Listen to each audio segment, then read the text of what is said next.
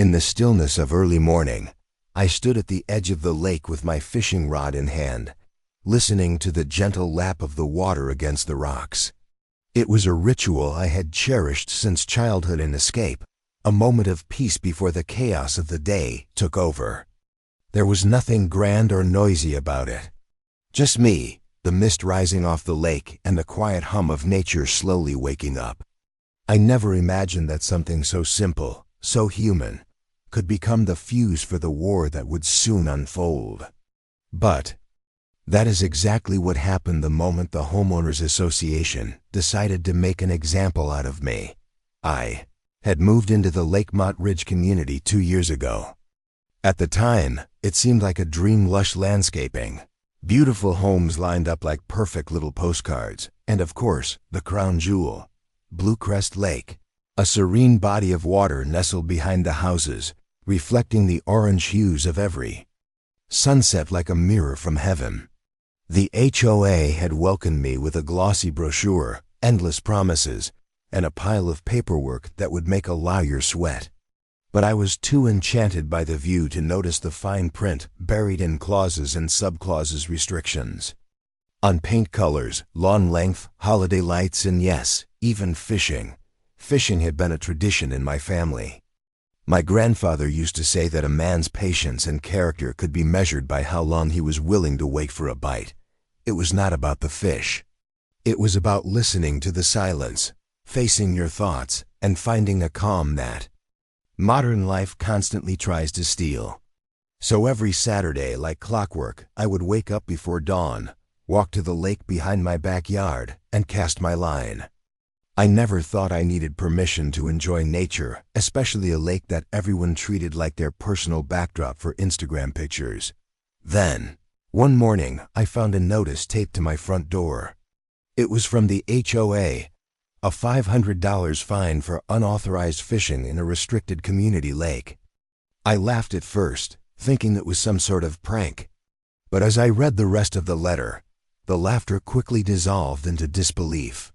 The letter threatened additional fines and even legal action if I continued my unlawful behavior. Unlawful? I lived here. My house backed onto the lake. I paid HOA fees that helped maintain it. How could fishing be unlawful? I went to the next HOA meeting to voice my confusion and frustration. The room was a sterile conference hall filled with rows of folding chairs and a long table where the HOA board sat like a panel of judges. At the center was Marcia Pendleton, the HOA president.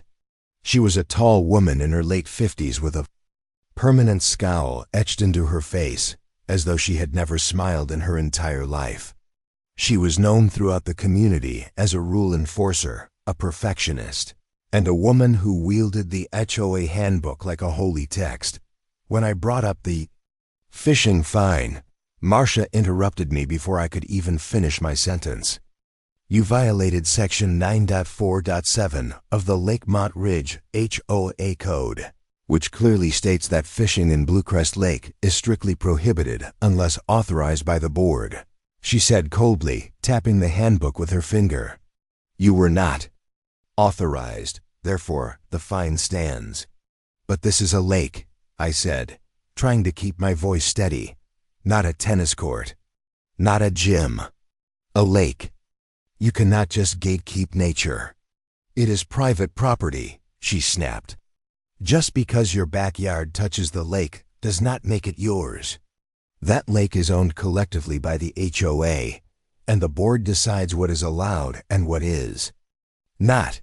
It was like arguing with a robot programmed to enforce bureaucracy. No empathy, no reasoning, just rules.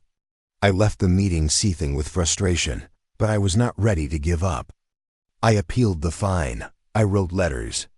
I even got signatures from some of my neighbors who agreed the rule was absurd. But the board would not budge. If anything, they doubled down. Suddenly I was receiving warnings about minor infractions.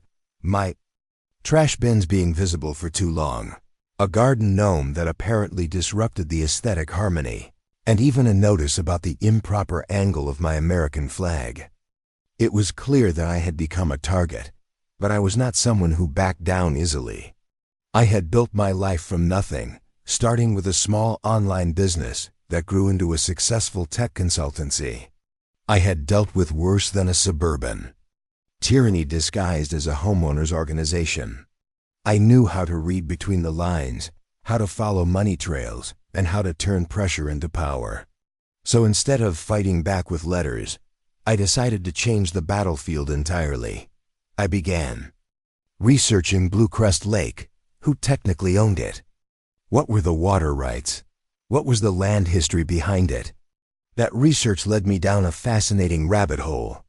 I discovered that while the HOA had assumed maintenance responsibility for the lake, they did not technically own it. The lake itself and the narrow strip of land surrounding it had been privately owned by a retired couple who moved out of state over a decade ago. The HOA had been operating under an informal maintenance agreement that lapsed years ago. The actual title was still in limbo, part of a probate dispute that had recently been resolved. And then came the twist. The property was quietly listed for sale through a small land management firm that specialized in off-market transactions. The lake, all 12 acres of it, was being sold, and I bought it, not out of spite, not out of revenge, but because it was the only way to stop them from controlling something they never truly had a right to control in the first place. I signed the paperwork, transferred the funds, and within weeks the title was in my name. I did not tell anyone at first. I wanted to see how they would react when the ground shifted beneath their feet. The next HOA meeting was the moment of revelation. I walked in with a folder of documents and took the microphone during the public comment section. This morning, I received a warning from this board for hanging a wind chime, I said, looking straight at Marcia.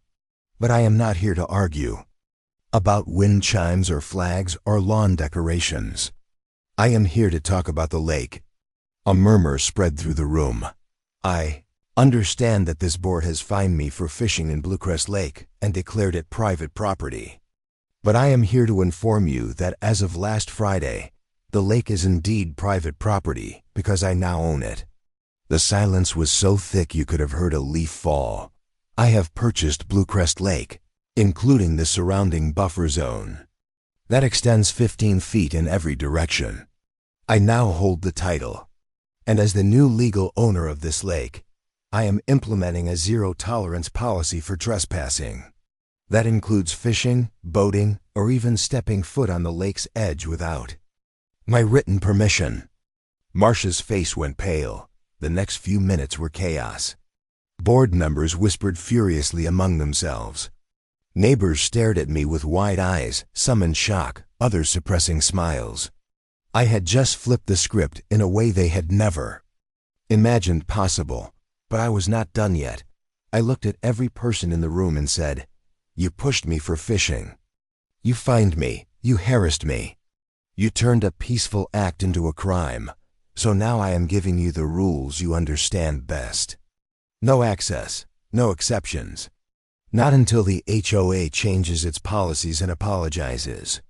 That night, I returned home and stood at the lake's edge again.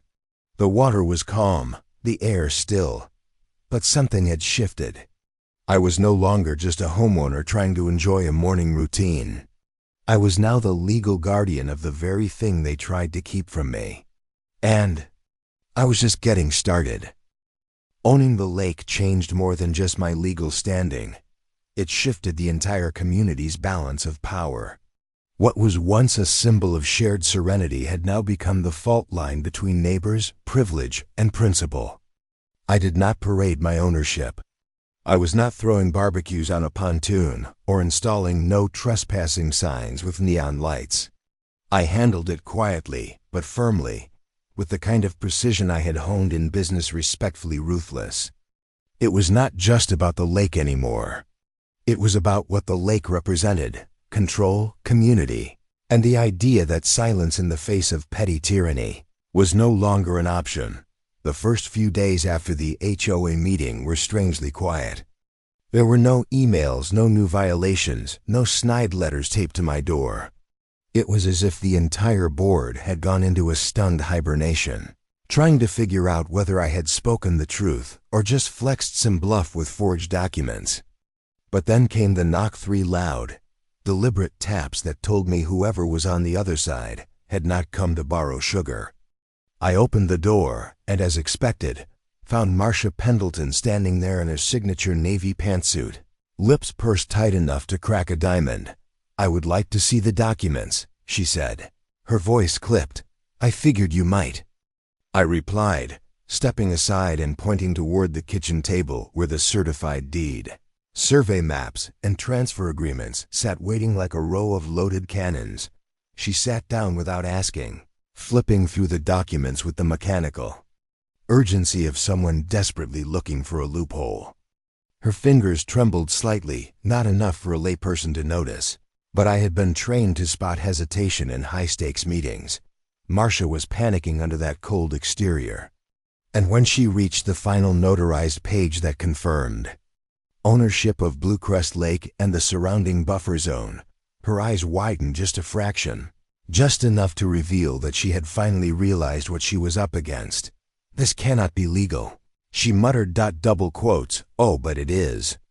You see, Marcia, the HOA made an assumption that because they maintained the lake, they owned it. But ownership does not lie in maintenance. It lies in title, and the title was up for grabs.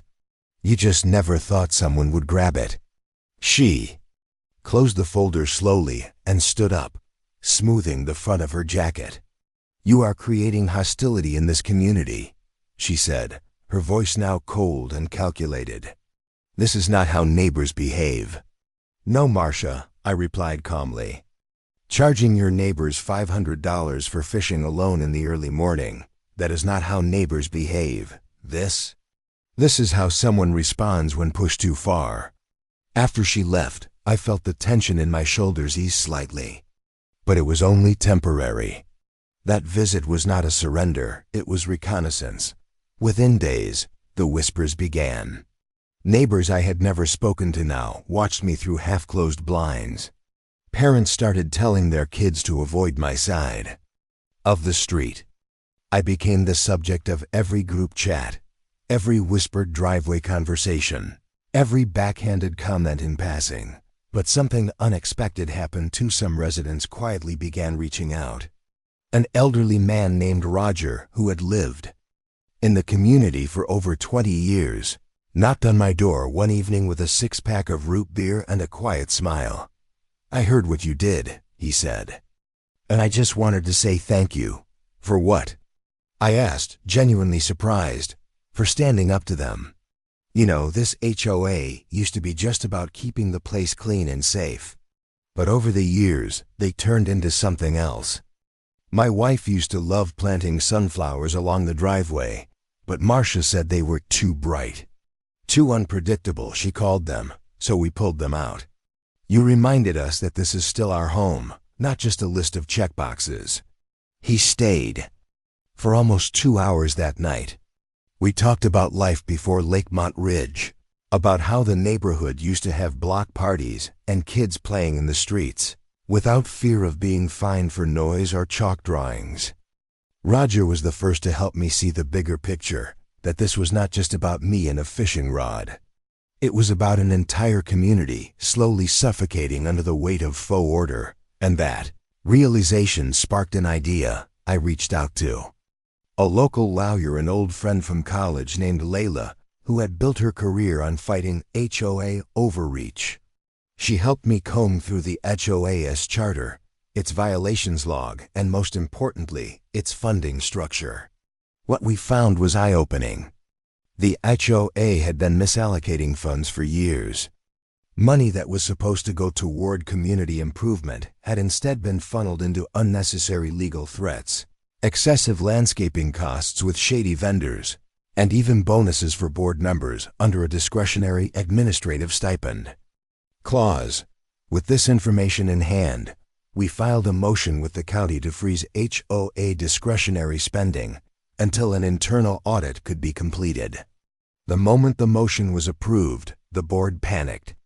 Their grip on the neighborhood was financial as much as it was emotional, and I had just shattered the first chain. That is when the backlash went from whispers to open warfare. My mailbox was vandalized. Someone threw raw eggs at my front door. A for sale sign was planted on my lawn overnight with the word traitor written in red paint across it. I reported each incident, of course, but what hit me hardest was not the property damage, it was the shift in energy. The very people I had tried to protect were now dividing into factions, those who saw me as a hero, and those who saw me as the enemy of order. The worst moment came at the community's 4th of July gathering. I had not planned to attend, but Roger convinced me it would be a gesture of goodwill. I showed up with my famous smoked ribs and a fresh haircut, hoping to spark a few conversations.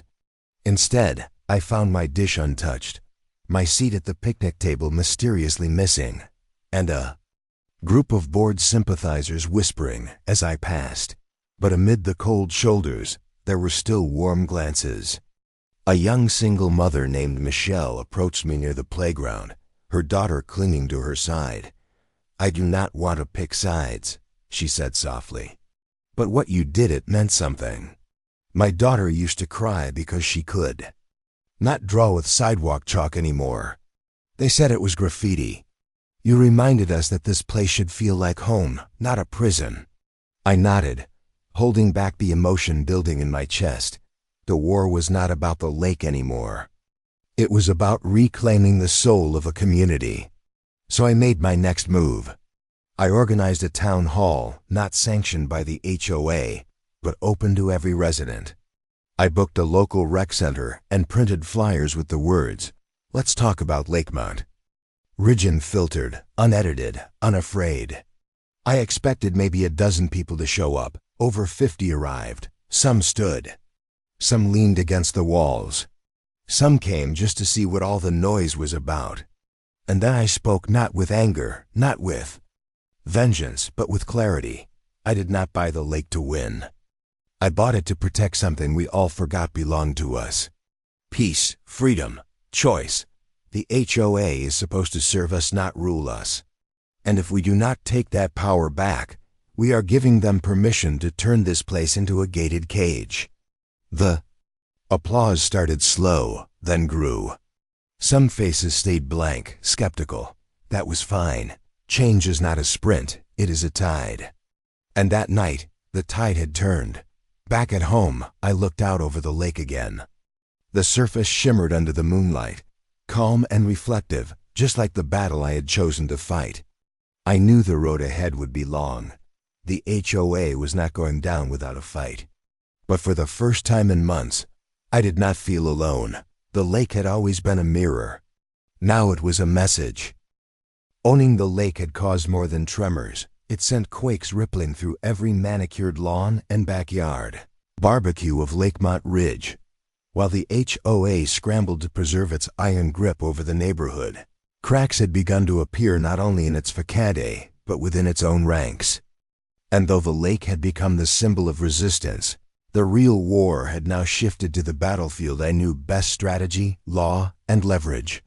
What the board failed to realize was that every action they took to suppress me only exposed their deeper flaws, and all I had to do was shine light in the right places for others to see them too. Began with a single email. Sent anonymously, no subject line. Just a message. Check the audit logs. Look for P. Underwood.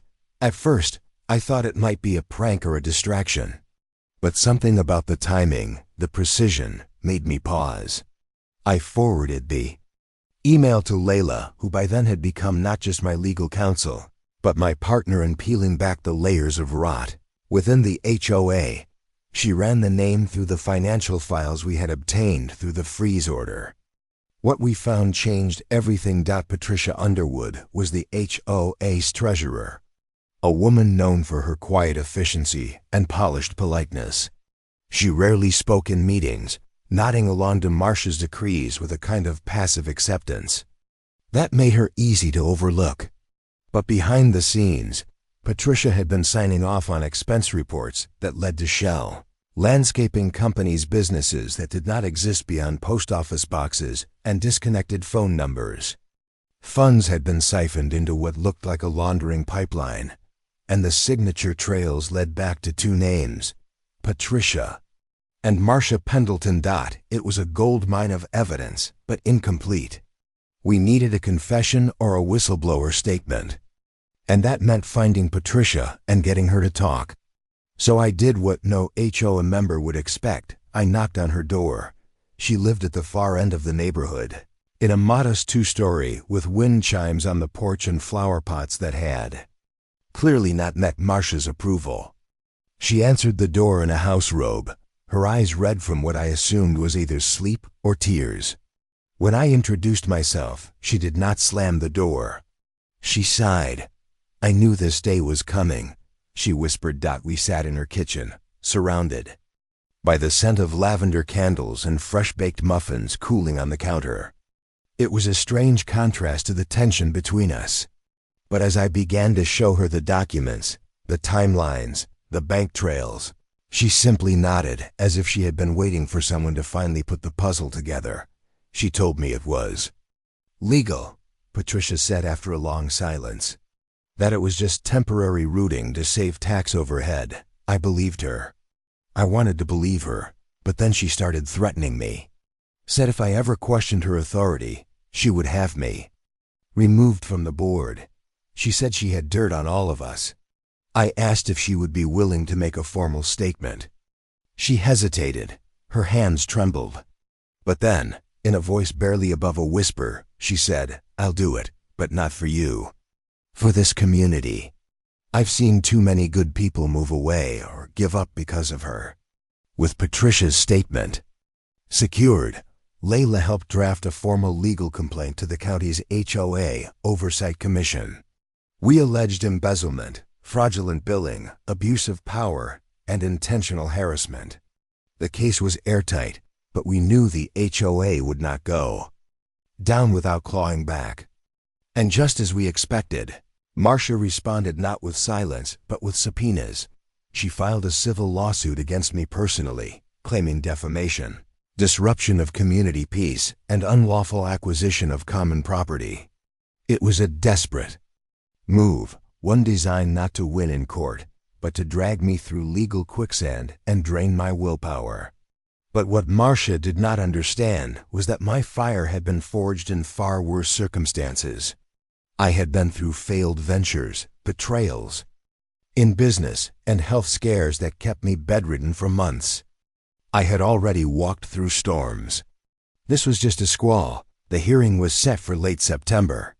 The courthouse was a modest government building with beige walls and flickering fluorescent lights, a far cry from the pristine gates of Lakemont Ridge.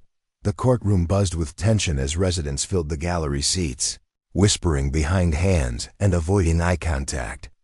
Some had come to see the downfall of the man who bought the lake.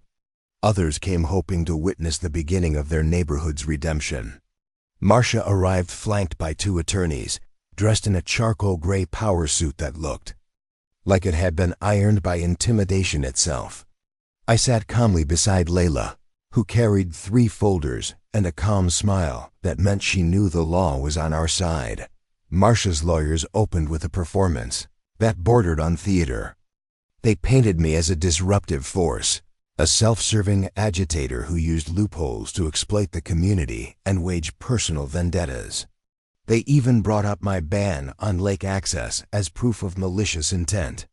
The judge listened without expression. Then Layla rose. She did not raise her voice. She did not grandstand. She simply unfolded the paper trail, methodical, undeniable, damning. She presented Patricia's signed affidavit, the forged vendor contracts, the misused funds, and finally, the ownership deed of Bluecrest Lake. Her final words were a quiet thunderclap. This is not a case of one man disrupting a community. It is a case of one man finally standing up for it. When the judge ruled that the civil suit had no grounds and dismissed the case entirely, you could feel the air change in that room. Marcia's face remained frozen, but her posture faltered. She had lost not just a legal battle, but the perception of invincibility that held the HOA together like mortar. But the story did not end there. With the civil suit behind us and the county's audit underway, I turned my attention to something more important than revenge: renewal. I proposed a community meeting, not a protest, not a rally, but a true gathering of voices. I called it the Lakemont Listening Session. I printed invitations and hand-delivered them to every home, regardless of whether the owners had supported me or not. It was not about sides anymore. It was about healing. The night of the event, over 100 residents filled the community center. People who had never spoken to each other before were now sharing food, folding chairs, and stories of their own HOA run-ins. One woman spoke of being fined for her son's wheelchair ramp. A young man shared how he was warned for flying a pride flag during June. A retired couple broke into tears, explaining how they were forced to remove a tree planted in honor of their late daughter. As the night wore on, something powerful began to emerge: a sense of shared identity. Not as HOA subjects, but as neighbors, as people, as human beings who wanted to reclaim not just a lake, but the values that made a community feel like home. When I stood up to speak, I did not talk about the lake, or Marcia, or fines. I talked about how it felt to be powerless. How it felt to wake up one day and realize you no longer recognize the place you lived in. And how sometimes to fix something broken, you have to stand in the fire until the flames clear a path forward. I bought a lake, I said, but what I really wanted was to buy back our freedom. Let's make sure we never let anyone take it again. The applause was not thunderous, but it was real. That meant more than anything. Later that week, Patricia resigned from the board, releasing a public letter admitting her part in the mismanagement and urging the community to support reform. Marcia, under mounting pressure, stepped down soon after without ceremony, without apology. The county's investigation recommended a full restructure of the HOA board, mandatory ethics training, and a revised charter that required community-wide voting on any new rules. For the first time in years, Lakemont Ridge was free. And the lake? I did not keep it as a private kingdom. I created a resident permit system free to all community members who wanted to fish, kayak, or simply sit by the water and breathe. The ban was lifted, not because they asked for it, but because they earned it. Respect is not something you demand with rules. It is something you build with trust. Some still avoided me. That was fine. I was not looking for admiration. I just wanted my home back. And I wanted everyone else to feel the same. As I sat on my dock that evening, watching the sunset paint golden streaks across the lake's surface, a small voice interrupted my thoughts. "Is it okay if I fish here?" asked a boy, maybe 10 years old, holding a tiny rod. I smiled and nodded. "You do not even have to ask." He grinned, ran to the edge, and cast his line. And just like that, the lake was whole again. There comes a moment after every storm when silence falls, not as a threat, but as relief. The silence after Marcia's resignation did not carry tension. It carried possibility. It was the rare kind of stillness that feels heavy, not with fear, but with anticipation, like the pause between a seed being planted and the first green shoot breaking through the soil. The board was fractured, the old order disbanded, and for the first time in years, the people of Lakemont Ridge were not being watched, they were watching themselves. The lake that once divided us had now become a mirror in which every resident could see their reflection, and with it, the responsibility of choice. I did not expect to be asked to lead the reconstruction. In truth, I had hoped to step away once. The damage was exposed and the corrupt structure dismantled. I had not sought leadership, only fairness. But when neighbors began leaving notes at my door, when emails came in from people who had once avoided eye contact but now begged for a conda voice in the new charter, I understood that walking away would have been another kind of silence, the kind that invites darkness back in. This time, I would stay not to rule, but to build. The first meeting of the interim HOA restructuring committee was held in the community center under the warm, amber lights that had once lit so many cold, rule-heavy sessions. This time, there was no podium, no elevated table. We arranged chairs in a circle, a small but symbolic shift. No one above, no one below, just equals. 17 residents showed up that first night. Some were older couples who had lived in the community since it was built. Others were young families, new homeowners, even renters who had long felt voiceless. Under Marcia's reign, every voice mattered now, and every voice would be heard. We began by reviewing the HOA's original charter. What we found was equal parts frustrating and enlightening. So many of the most oppressive policies, the color restrictions, the punitive fines, the overnight surveillance rules, were not legally required. They were addendums, additions, passed quietly in board-only meetings under the guise of aesthetic, harmony, and community discipline. The bylaws had been molded to fit the board's preferences, not the people's will. That was the first thing we changed. We stripped the document to its foundation. Every clause was debated, discussed, and voted on, not by 5 people behind closed doors, but by every resident willing to show up and raise a hand. We created what we called the Community Consensus Framework, a rule that any new regulation required at least 60% approval from the entire neighborhood, not just the board. It was messy, time-consuming, and at times frustrating. But it was democracy. And for once, it felt real. One of the most emotional moments came when an elderly woman named Carmen, who had been fined for her handmade mosaic stepping stones, stood and tearfully said, "I stopped creating after they made me remove them. I felt like I was not welcome to be myself here. Thank you for giving that back." That one sentence reminded me why I had started this fight. We abolished fines as a first measure for any rule violation. Instead, we introduced a restorative resolution process. If someone's lawn grew wild, or if their decorations did not match someone's taste, the first step was always a conversation, not a citation. A representative would knock on the door, speak kindly, and try to understand the situation.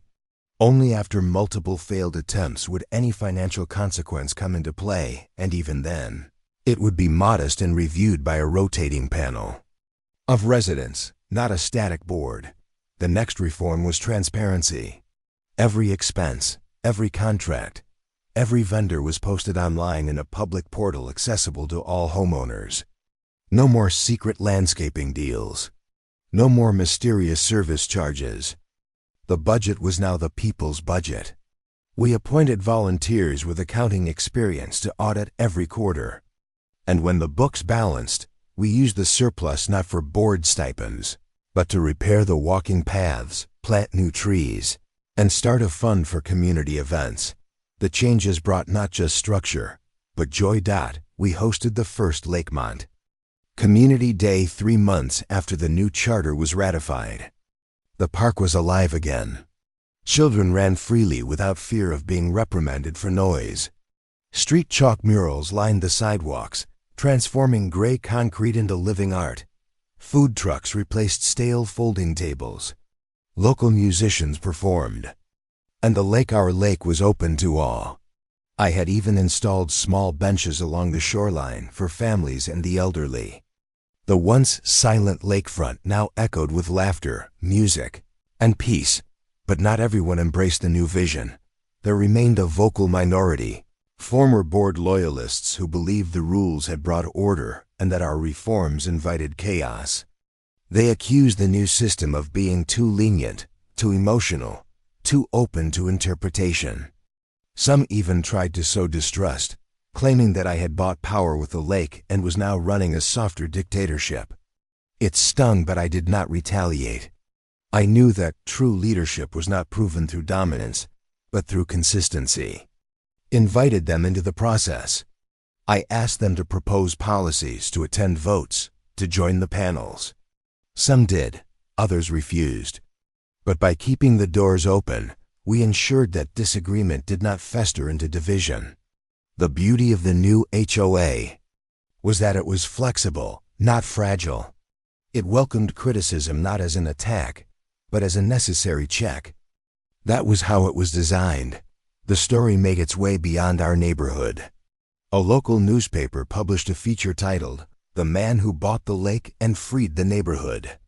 Soon after, a city councilwoman reached out, asking if we would be willing to share our charter as a case study for HOA reform citywide. The ripple effects of our little revolution began touching shores we never expected. But with recognition came responsibility. We created a mentorship initiative to help other neighborhoods struggling with HOA abuse.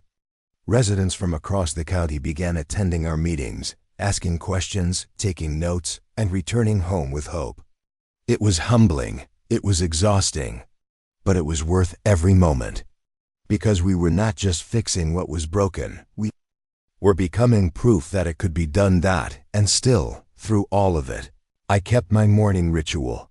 Every Saturday at dawn, I walked to the lake with my rod, sometimes alone, sometimes with a neighbor or a kid who had never fished before.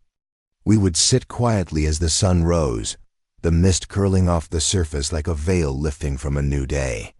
And in that silence, I would think of everything we had endured, the fines, the lawsuits, the anger, and realize that peace, real peace, does not come from winning. It comes from healing. One morning, I found a letter taped to the bench I usually sat on. It had no name. Just 2 words, "Thank you." Folded inside was a picture of the lake drawn in crayon, a child's scrawl in the corner. My favorite place. That was the moment I knew we had truly won, not because I owned the lake, but because now it belonged to everyone. Every community has its turning point. Ours had passed.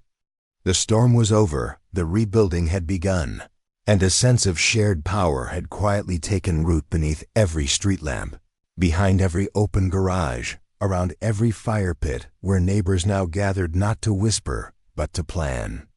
Yet beneath the progress, behind the evening calm, a quiet echo stirred inside me, one I had ignored during the fire of the fight, but which now began to rise louder, clearer.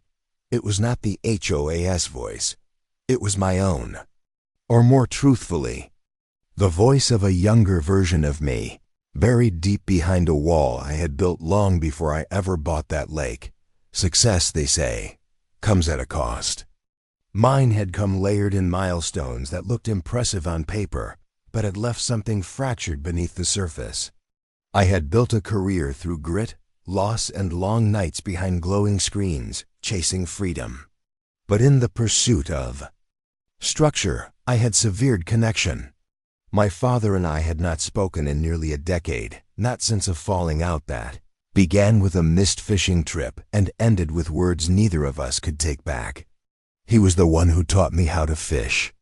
And I had not called him, even after buying the very kind of lake he had dreamed of retiring beside.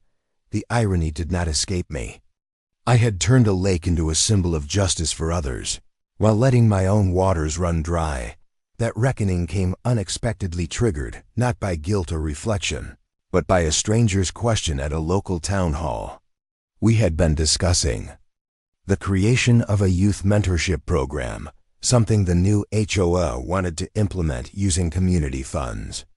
I was explaining the value of rituals, of respect for nature, of peaceful discipline when a teenage boy raised his hand and asked, "Who taught you to fish?" I froze. The question was so simple, so innocent, but it struck like a bolt.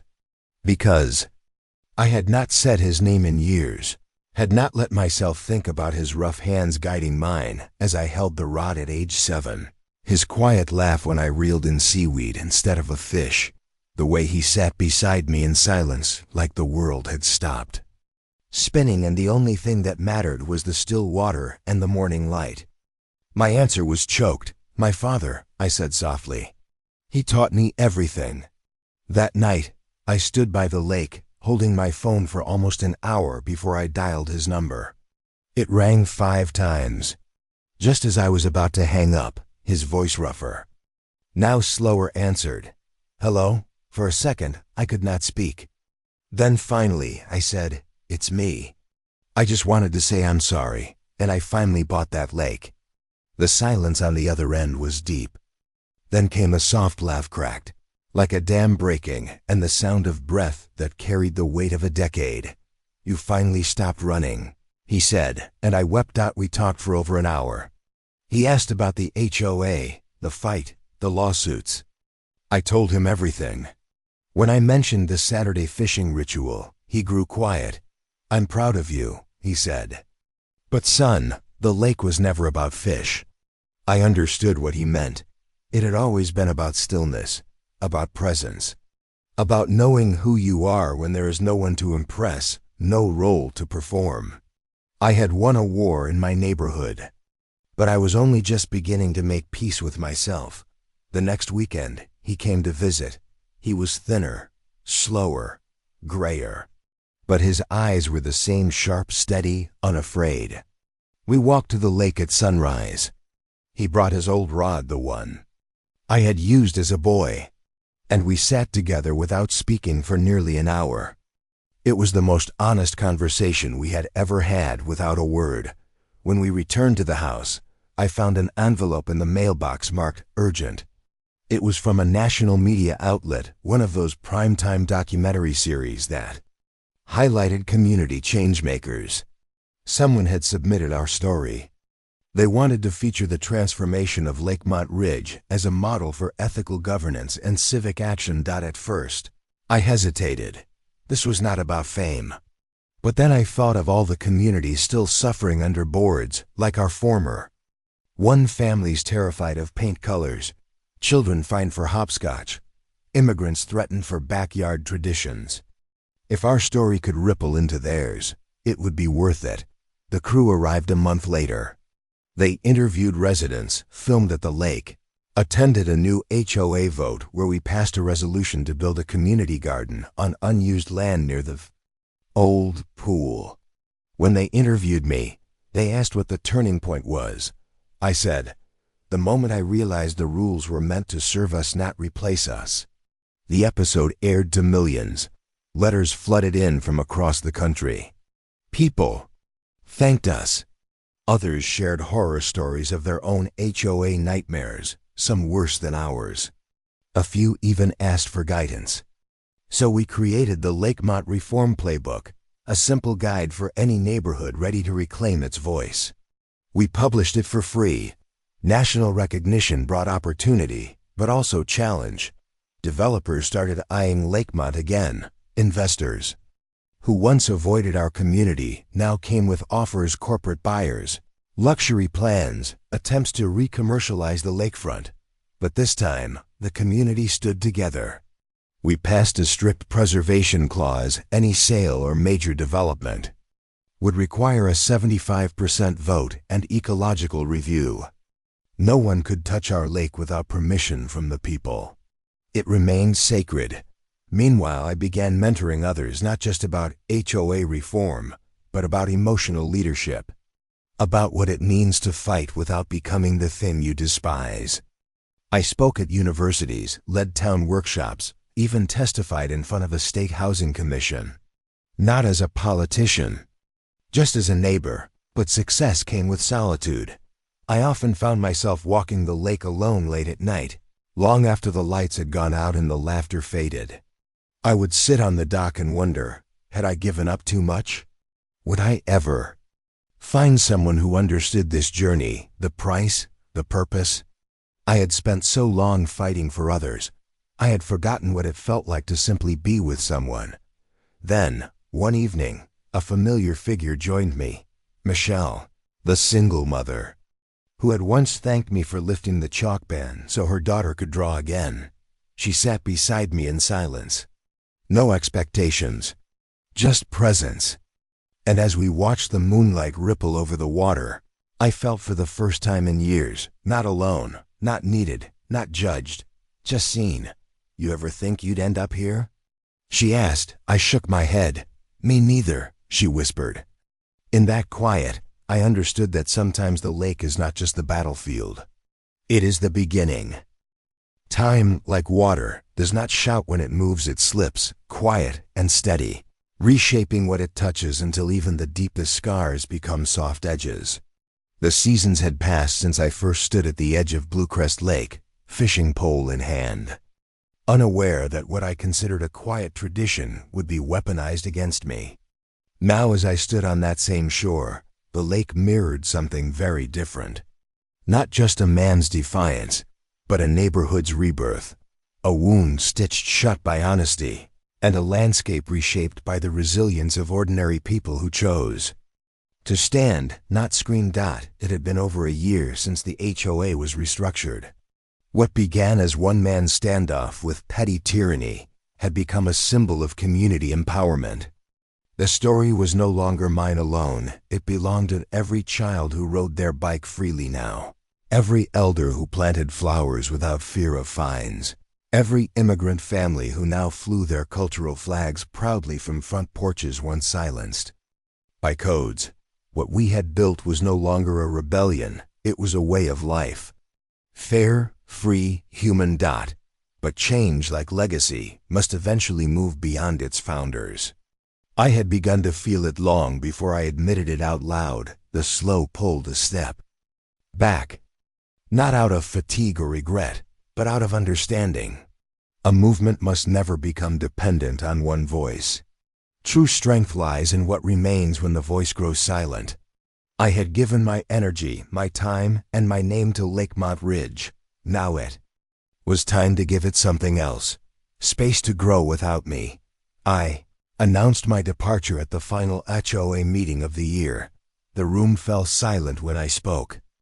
I stood in front of the same community that once saw me as the rule breaker, then the lake owner, then the reluctant leader. My voice, once trembling with frustration, now carried the calm of a man who had nothing left to prove. I am stepping down, I said simply. Not because the fight is over, but because the future is safe in your hands. Some gasped. A few teared up, but I saw it in their eyes, the understanding, the readiness. Michelle was among the first to rise. Her daughter now helped run the art club at the community center, the same center where children once feared chalk fines. Michelle had become a quiet leader herself, organizing gardening days and mentoring new residents in community rights. She hugged me tightly. "You gave us back more than just the lake," she whispered. "You gave us back our voices." Roger, the older neighbor who once brought root beer and quiet thanks, presented me with a wooden plaque, carved by hand, to the man who reminded us this was home. I would later hang it in my new cabin, not out of pride, but remembrance. But before leaving, I had one last thing to do. The lake, though legally mine, had always belonged to more than just me. I had bought it to protect it. Now I wanted it to protect others long after I was gone. So I filed paperwork to turn Bluecrest Lake and the surrounding land into a perpetual public trust, owned by the community and managed through a nonprofit foundation governed by elected residents. It would never be for sale again. No developer, no HOA board, no outside force could ever claim it. It would remain as it should be, open, quiet, sacred. The final deed transfer ceremony was held at sunset, with a small crowd gathered at the water's edge. Children dangled fishing lines from the dock. Grandparents watched from folding chairs. Neighbors who once lived divided now stood shoulder to shoulder. When the final paper was signed, applause broke out, not the thunderous kind, but the warm, lasting kind that rolls through a crowd like a wave of peace. And in that moment, I felt something inside me finally release. Not pain, not tension, but a weight I did not know I had carried all my life. I moved to a nearby town a few weeks later. Nothing far, just a quiet lakeside cabin nestled between trees, where I could write, rest, and fish without ceremony. I kept in touch with Lakemont, of course. Michelle sent updates. Roger called sometimes. The foundation's first meeting went smoothly. The mentorship guide we wrote had been adopted by over a dozen neighborhoods across the state. Our story had sparked more than policy, It had ignited belief. One evening, as I watched the fire crackle in my cabin hearth, a knock came at the door. It was my father. He looked older, more fragile, but his eyes were bright. He carried a simple gift, a framed photo of the first fish we ever caught together. I had forgotten that moment. He had not. I figured we could hang it here, he said softly. We sat on the porch that night, two men who had once drifted, but had finally returned to the shore of forgiveness. He told me stories I had never heard about his own youth, his mistakes, his regrets. I listened not as a son looking for answers, but as a man learning from another man's truth. It was one of the most healing nights of my life. Over the months, I began receiving letters from people I had never met, young adults inspired to run for their local boards, veterans who found courage to speak up against abuse, single parents who started neighborhood initiatives. They thanked me not for fighting, but for showing how to fight without becoming bitter. That was the legacy I had not planned, but the one I was most proud of. In the quiet that followed, I began writing a book, not about HOAs or legal battles, but about how communities lose themselves and how they can be found again. About still water. About noise. About what happens when we remember that home is not a structure, it is a shared heartbeat. On the final page, I wrote, "They find me for fishing." I responded by buying the lake. But what I really did was give it back. Not just the water, but the peace that comes from knowing you do not need permission to be free. And then I closed the notebook and stepped outside. The stars shimmered above. The water glowed under moonlight. I cast a line into the lake, and I waited not for a bite, but for the silence that comes when you know your story has ended exactly where it should.